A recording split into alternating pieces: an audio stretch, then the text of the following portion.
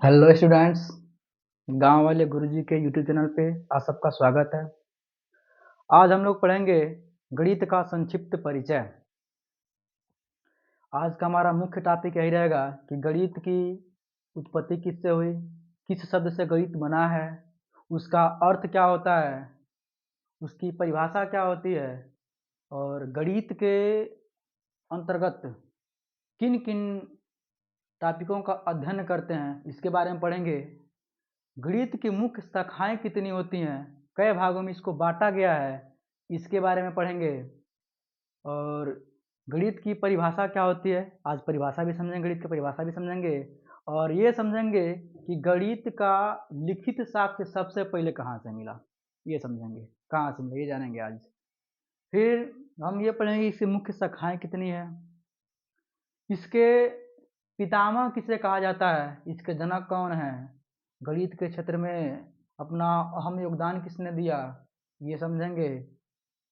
फिर समझेंगे कि गणित की मुख्य शाखाएं कितनी होती हैं, मूल संक्रियाएं कितनी होती हैं, कितनी गणित की संक्रियाएं होती हैं, गणित दिवस कब मनाया जाता है और किनके उपलक्ष्य में मनाया जाता है, उन महान गणितज्ञ के बारे में समझेंगे। तो चलिए, चूंकि ये संक्षिप्त परिचय है, लेट नहीं करेंगे, हम लोग इसके बारे में समझते हैं। गणित ग्रीक शब्द मैथेमा से बना है, जिसका अर्थ होता है ज्ञान, अध्ययन या सीखना। गणित के अंतर्गत मात्रा, संरचना, स्थान और परिवर्तन जैसे विषयों का अध्ययन करते हैं। अब इसमें आ गई मात्रा शब्द आ गया, संरचना आ गया, स्थान आ गया, तो इनको हम लोग समझेंगे कि गणित में मात्रा क्या होता है, स्थान क्या होता है, संरचना क्या होता है और इसके अंतर्गत क्या क्या हम लोग पढ़ते हैं। जैसे मात्रा समझते हैं, तो मात्रा से मतलब ये है, जैसे मान लीजिए किसी वस्तु का वेट करना, वजन करना, जैसे मान लीजिए अपना ही वेट करना है, कितना केजी का है, 55 केजी, 56 केजी, ये मात्रा के अंतर्गत आता है। या मार्केट जाते हैं, कोई सामान खरीदते हैं, जैसे चीनी खरीदे 2 केजी, दाल खरीद लीजिए 1 केजी, तेल लिए जैसे 2 लीटर, 1 लीटर, 3 लीटर, ये सब मात्रात्मक अध्ययन है। ये जो गणित के अंतर्गत आता है, ये इसके अंतर्गत ही आ जाएगा, मात्रा के अंतर्गत आ जाएगा आपका। जैसे कि पैसे 5 केजी, 2 लीटर, 55 केजी, ये सब मात्रात्मक अध्ययन है जो मात्रा के अंतर्गत आएगा आपका। अब बात करते हैं संरचना की। संरचना की बात करें तो संरचना में क्या आता है, जैसे मान लीजिए किसी वस्तु का हमें आकार बनाना है, कोई फिगर ही बनाना है। जैसे मान लीजिए हम कहें कि हमको वर्ग बनाना है, तो ये वर्ग का आकार दे दिए, संरचना बना दिए। आयत बना दिए, ये हमारा आयत हो गया। वृत्त बना दिए, वृत्त हो गया। गोला हो गया। या इसमें कोई शंकु बनाए, या शंकु बना दिए, या फिर कहिए तो घन बनाए या घना बनाए, जैसे घन बना दिए या घना बना दिए। ये जो हमारा ये बन गया, हमारा ये घन बन के तैयार हो गया, तो ये सब कहलाता है संरचना। इसके अंतर्गत हम लोग पढ़ते हैं, संरचना के अंतर्गत पढ़ते हैं। जैसे किसी वर्ग का आकार बनाना, वर्ग बनाना, आयत बनाना, वृत्त बनाना, शंकु बनाना, ये सब आएगा हमारा संरचना के अंतर्गत आएगा। अब बात करते हैं स्थान की।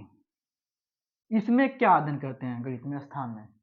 जैसे गणित में एक चैप्टर होता है निर्देशांक ज्यामिति, उसमें हम लोग पढ़ते हैं किसी बिंदु की स्थिति दर्शाना, कि कोई बिंदु है, उसकी स्थिति कहाँ है, किस स्थान पे है, उसके पोजीशन को दर्शाते हैं, उसमें इसका यूज होता है।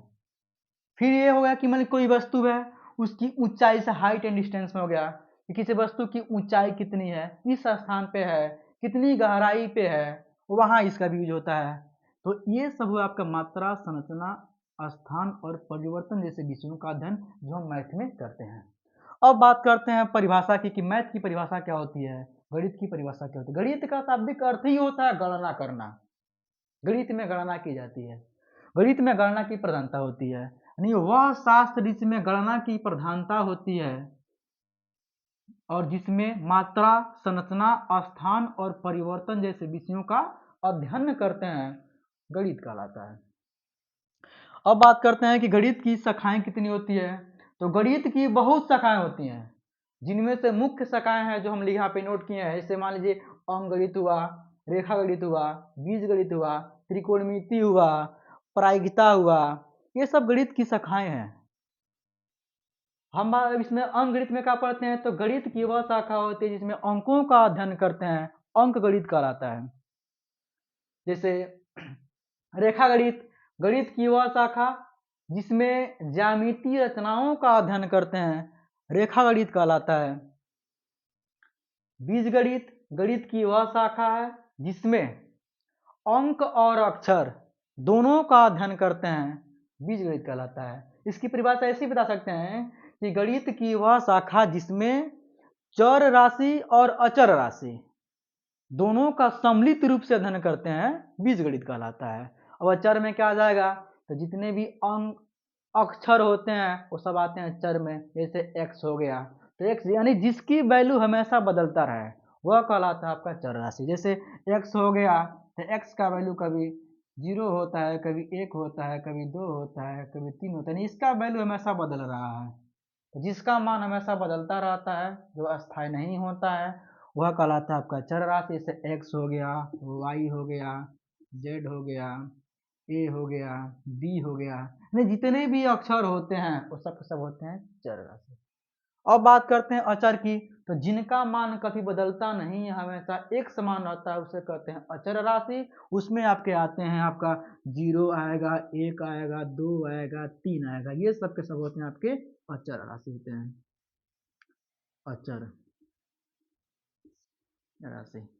तो जब इसका दोनों का सम्मिलित रूप से अध्ययन करते हैं किसमें, बीज गणित में। यानी बीज गणित गणित की वह शाखा है जिसमें चर और अचर राशियों का सम्मिलित रूप से अध्ययन करते हैं, बीज गणित कहलाता है या बीज गणित कहलाता है। यानी अंक और अक्षर दोनों का इसमें सम्मिलित रूप से अध्ययन करते हैं। अब बात करते हैं त्रिकोणमिति की। ये भी आपकी गणित की एक मुख्य शाखा ही है, त्रिकोणमिति। तो त्रिकोणमिति में गणित की वह त्रिकोणमिति गणित की वह शाखा होती है जिसमें कोणों का अध्ययन करते हैं और साइन कास टेन इनके त्रिकोणमिति अनुपातों का अध्ययन करते हैं इसमें त्रिकोणमिति में।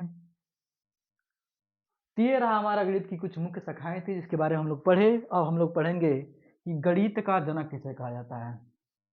एक महान गणितज्ञ थे आर्किमिडीज, जिन्होंने बहुत ही योगदान दिया अपना गणित पे, इस विषय पर, गणित के विषय पे बहुत ज़्यादा योगदान दिया, जिनके चलते इन्हें क्या कहा जाता है, गणित का पितामह कहा जाता है। यानी आर्किमिडीज को गणित का जनक कहते हैं। इन्होंने गणित विषय पे अपना बहुत ज़्यादा ही योगदान दिया था। आर्यभट्ट को गणित भारतीय गणित के जनक के रूप में माना जाता है। आर्यभट्ट को भारतीय गणित के जनक के रूप में माना जाता है। अब हम लोग पढ़ेंगे गणित की मूल संक्रियाएं कितनी होती हैं, जिस पे गणित टिका हुआ है। तो गणित की जो मूल संक्रियाएं होती हैं वह होती हैं 4: जोड़, घटाना, गुणा और भाग। यानी गणित की कोई भी शाखा पढ़ेंगे उसमें हम समय यही पढ़ते हैं कि जोड़, घटाना, गुणा और भाग पढ़ते हैं। ये हमारी गणित की मूल शाखाएं हैं, जोड़, घटाना, गुणा और भाग। मूल संक्रियाएं हैं, मूल संक्रियाएं हैं।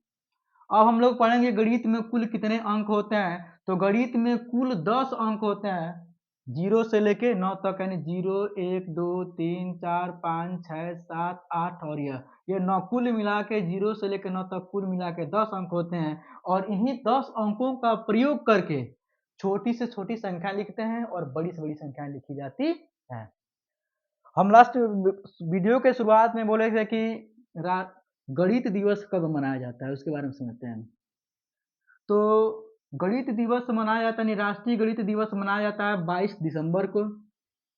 और यह किनके उपलक्ष्य में मनाया जाता है, ये एक महान गणितज्ञ थे रामानुजन, जिनके थे कौन, रामानुजन।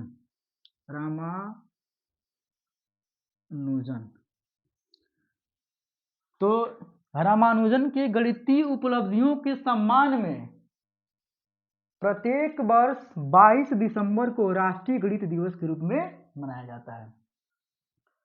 तो ये आज का हमारा गणित का संक्षिप्त परिचय था, इसमें हम लोग इतना ही समझे। अगला जो चैप्टर है हम लोग उसका कल विस्तृत अध्ययन करेंगे कल से। आज के लिए थैंक्स, धन्यवाद।